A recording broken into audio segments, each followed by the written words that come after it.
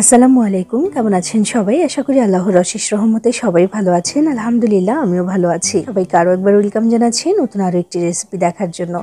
আজকে আমি তৈরি করে দেখাবো মাত্র একটি ডিম, আলু আর আটা দিয়ে তৈরি অসাধারণ মজার একটা মুচমুচে নাস্তার রেসিপি। বেশ কয়েকটি লেয়ার থাকবে এই নাস্তাটার মধ্যে এবং অসাধারণ মজা হয়, তেমনই মুচমুচে। ছোট থেকে বড় সবাই খেতে পছন্দ করবে এবং হাতের কাছে থাকে এমন কিছু অল্প উপকরণ দিয়ে কিন্তু তৈরি করে নেওয়া যায়। তো চলুন আজকে এই মজাদার রেসিপিটি আমি কিভাবে তৈরি করেছি সেটাই দেখে নেওয়া যাক। আর আপনি আমার ভিডিওতে একটা লাইক করে চ্যানেলটি সাবস্ক্রাইব করে পাশেই থাকবেন আশা করছি।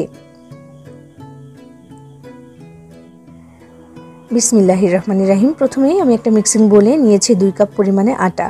এর মধ্যে দিচ্ছি আধা চা চামচ লবণ আর দিচ্ছি চিনি। আমি এখানে 1.5 চা চামচ পরিমাণে চিনি দিয়ে দিলাম, আর এটার কারণে কিন্তু মিষ্টি হয়ে যাবে না, তবে টেস্ট খুব ভালো আসবে। এরপর আমি এখানে দিচ্ছি সয়াবিন তেল 2 টেবিল চামচ পরিমাণে, দিয়ে এবার হাত দিয়ে খুব ভালোভাবে সব কিছু একসাথে একটু মিশিয়ে নিচ্ছি। যত ভালো করে মেশানো হবে নাস্তার উপরে যে আবরণটা সেটা কিন্তু ভালো হবে আর বেশি মুচমুচেও হবে। তো হাত দিয়ে খুব ভালোভাবে মাখিয়ে নেওয়ার পরে বা মিশিয়ে দেওয়ার পরে নর্মাল পানি দিয়ে এখানে একটা ডো তৈরি করে নিতে হবে। তবে পানিটা আমি একবারে দিচ্ছি না, একটু একটু করে আমি বেশ কয়েকবার পানিটা দিয়ে তারপর কিন্তু এই ডোটা এখানে মাখিয়ে নিচ্ছি। আর এই ডোটা কিন্তু অনেক বেশি শক্তও হবে না, আবার একেবারেও নরম হবে না, এমন যে রুটি পরোটার জন্য আমরা বানাই না ডো, তেমনই কিন্তু হবে। তো এটা মাখিয়ে নেওয়া হয়ে গেলে উপর থেকে একটু সয়াবিন তেল মেখে তারপর রেখে দিতে হবে রেস্টে ওই 5 থেকে 6 মিনিটের মতো, কারণ একটা পুর বানাতে হবে এখন। সেই পুরটা বানাতে আমার যতক্ষণ লাগে এটা ততক্ষণ একটু রেস্টে থাকবে, ওই 5 থেকে 6 মিনিট হলেই হবে। তো দেখুন একটু তেল মাখিয়ে নিয়েছি, এবার আমি ঢাকনা দিয়ে ঢেকে রেখে দিচ্ছি। আর এইদিকে আমি নিয়েছি আলু, মিডিয়াম সাইজের 2টা আলু আগে থেকে সেদ্ধ করে আমি এটাকে ম্যাশ করে রেখে দিয়েছিলাম। এবার এর মধ্যে দিচ্ছি একটা ডিম, সেদ্ধ করে রেখেছিলাম ডিমটাও আগে থেকে, তো সেটা এখন এখানে আমি দিয়ে দিচ্ছি গ্রেট করে।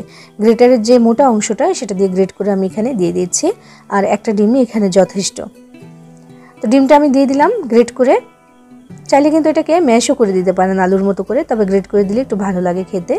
তো দেখুন আমি নিয়ে নিয়েছি। এরপর দিচ্ছি এখানে 1/3 কাপ পরিমাণে পেঁয়াজ কুচি, এরপর দিচ্ছি এখানে কাঁচা মরিচ কুচি। তো এই মরিচটা কিন্তু একেবারেই ঝাল না, তাই একটু বেশি করেই দিলাম।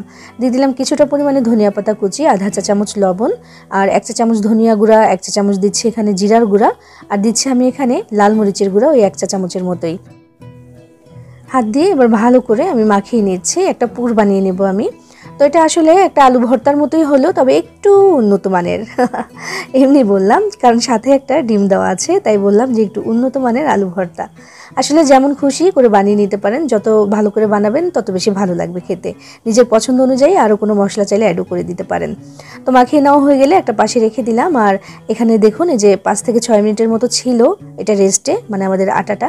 তো এটা কিন্তু এখন একদম সুন্দরভাবে আরও একবার একটু মথে নিতে হবে, এটা একদম মসৃণ হয়ে যাবে।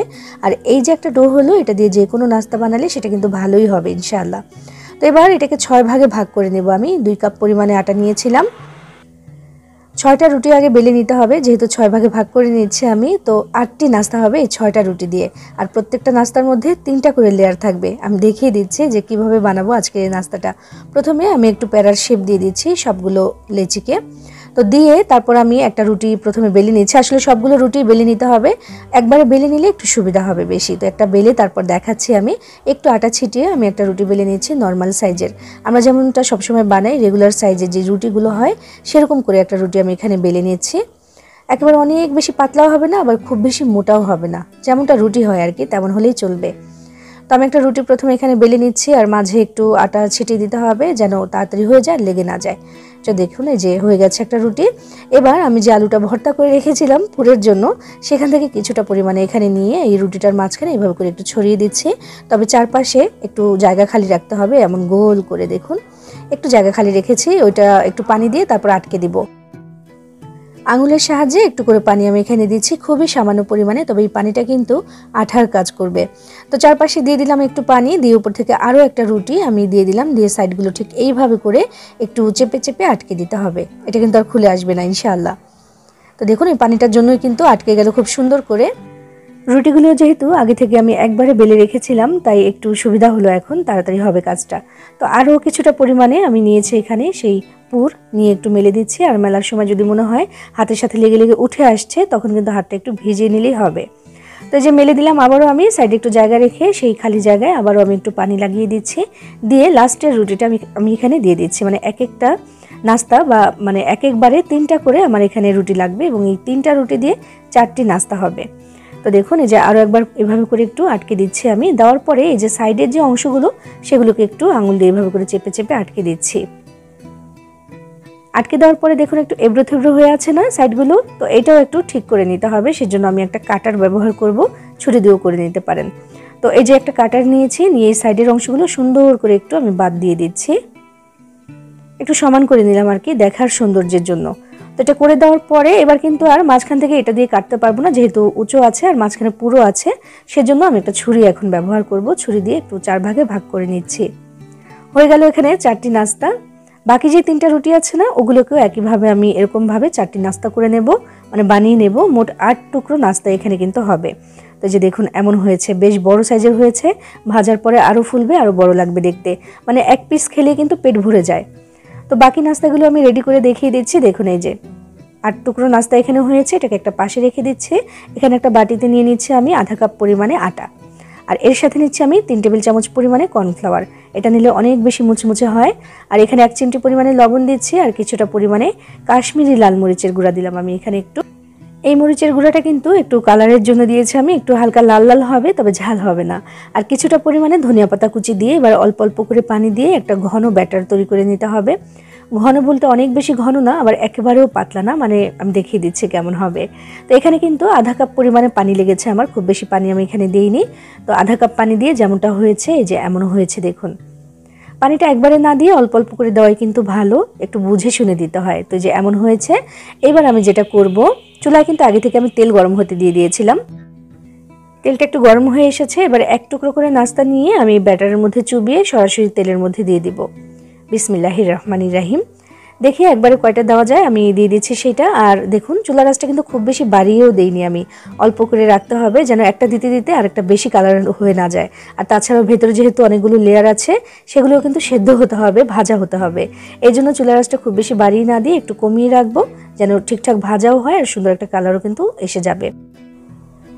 তো একসাথে যে কটা দেওয়া যায় আমি দিয়ে দিয়েছি। দেখুন দিতে দিতে কিন্তু প্রথম যেগুলো দিয়েছিলাম সেগুলো অলরেডি ফুলে কিন্তু উপর দিকে উঠেও গেছে। এবার একটু তেল দিয়ে দিচ্ছি একটা চামচ দিয়ে, যেন আরও একটু ফুলে। এই নাস্তাটা কিন্তু দেখলেন বানিয়ে নেওয়াটা আমার কাছে খুব বেশি কঠিন মনে হয় না। আমি এটা আরও বানিয়েছি আগে, আমার চ্যানেলে সার্চ করলেই পাবেন। আর এই নাস্তাটা কিন্তু বানিয়ে নিতে যেমন সহজ হয়, খেতেও কিন্তু অনেক বেশি মজাদার হয়। আর এত বেশি মুচমুচে হয় যে আমি কি বলবো, বানিয়ে খেলেই বুঝতে পারবেন। কারণ যেমন মানে আটাটা মাখিয়ে নিয়েছিলাম সেটাও ঠিকঠাক হয়েছিল, আবার যে এখন যে একটা ব্যাটার তৈরি করলাম সেটাও কিন্তু অনেক বেশি মুচমুচে করেছে এই নাস্তাটাকে। সুন্দর একটা কালার এসে গেছে, আর এটা উল্টে পাল্টে দেওয়ার সময় আমি বুঝতে পারছি যে এটা কতটা বেশি মুচমুচে হয়ে গেছে। এবার আমি এগুলোকে তেল থেকে ছেঁকে তুলে নিচ্ছি, আর বাকি যে নাস্তাগুলো আছে সেগুলোকে একইভাবে ভেজে তারপর এখন তুলে নেব।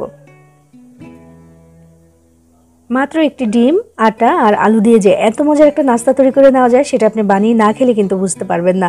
একবার বানিয়ে যদি আপনি এটা খাওয়ান, পরিবারের সবাই কিন্তু আরও একবার রিকোয়েস্ট করবে এটা বানিয়ে দেওয়ার জন্য। এতটাই মুচমুচে আর মজাদার হয়। আর মুচমুচে নাস্তাগুলো না সবাই খেতে কিন্তু পছন্দ করে, বিকেলবেলা বা সকালবেলা যখনই হোক না কেন। বিশেষ করে কিন্তু বিকেলবেলায় বেশি ভালো লাগে এই ধরনের নাস্তাগুলো চায়ের সাথে। তো আপনিও কিন্তু চাইলে এটা বানিয়ে নিতে পারেন, সবাই পছন্দ করেই খাবে আশা করছি। দেখুন একটা নাস্তা ভেঙে তারপর দেখিয়ে দিয়েছে যে ভেতরে কতগুলো লেয়ার পড়েছে। পুরটাও কিন্তু ভীষণ মজার হয়, বানিয়ে খেয়ে দেখবেন, ভালো লাগবে। সবাই ভালো থাকবেন, সবার জন্য সবাই দোয়া করবেন। আল্লাহ হাফেজ।